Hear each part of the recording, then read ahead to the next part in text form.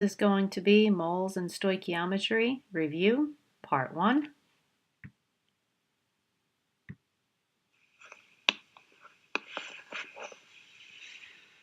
In terms of definitions, a mole is the amount of a substance that contains Avogadro's number of particles.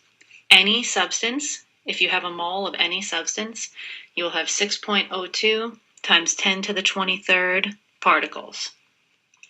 The gram formula mass is the mass of the substance that contains 1 mole of the particles. In order to find the gram formula mass, you're going to add the masses on the periodic table. So this is what we see on the periodic table if we want to find the gram formula mass of glucose, which is C6H12O6. We're going to round those numbers to the 10th and then multiply by the amount of atoms of that element in the formula. So C rounded to the nearest 10th is going to be 12.0 times 6 will be 72.0. Hydrogen to the nearest 10th will be 1.0 multiplied by 12 will be 12.0, and oxygen to the nearest 10th will be 16.0 times 6 comes out to 96.0. We add these results together and we get the gram formula mass of glucose to be 180 grams. That would be the mass of 1 mole of glucose.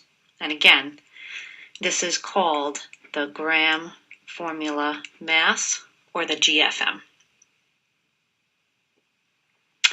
The formula mass is calculated the same way as for the gram formula mass, but is measured in AMUs, or atomic mass units.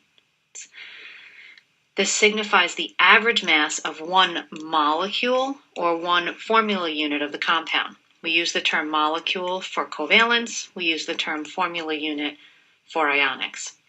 If we want to find the formula mass of magnesium nitrate, we're going to do the same process we did for finding the gram formula mass.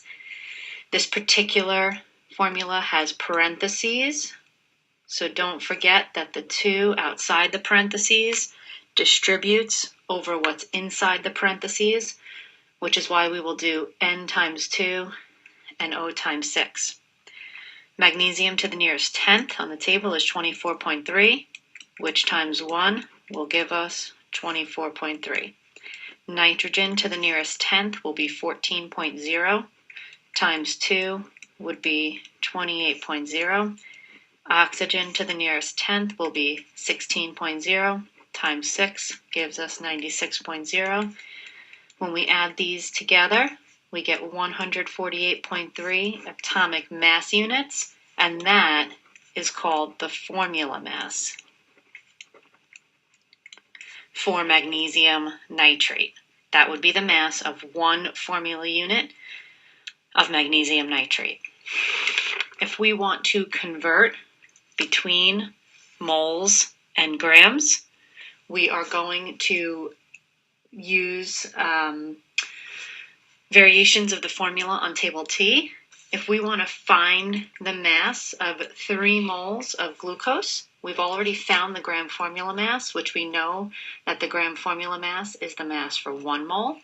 So if you multiply the gram formula mass by the number of moles, you will get the total mass for that many moles. So in this case, we wanted the mass of 3 moles of glucose, so we're going to take 3 and multiply it by the gram formula mass. And when we multiply that out, we get 540.0 grams. So that will be the mass of 3 moles of glucose. If we wanted to do the opposite process and we wanted to know how many moles are contained in 65 grams of glucose, now here's where we're going to use the formula that's on table T. And the formula says number of moles is equal to the given mass divided by the gram formula mass. So we're going to take number of moles and make it our x, and we're going to take the given mass, which was 65 grams, divide by the gram formula mass of the substance, which was 180.0 grams, and the answer will come out to 0.36 moles of glucose. If we want to do percent composition by mass, again, there is a formula on table T. We're going to first find the gram formula mass, and then we're going to use the formula that says percent composition by mass is equal to the mass of the part divided by the mass of the whole times 100. So if we want to find the percent carbon in glucose, we're going to do the gram formula mass the same way that we did before. Remember, we're going to round to the nearest tenth from the table before we multiply by our subscripts. We're going to add all of our numbers together to get the gram formula mass. And if we wanted the percent of carbon, we put the total mass of carbon in the compound over the total mass of the compound times 100 to get the percentage. And in this case, the percentage of carbon in glucose comes out to 40.0%.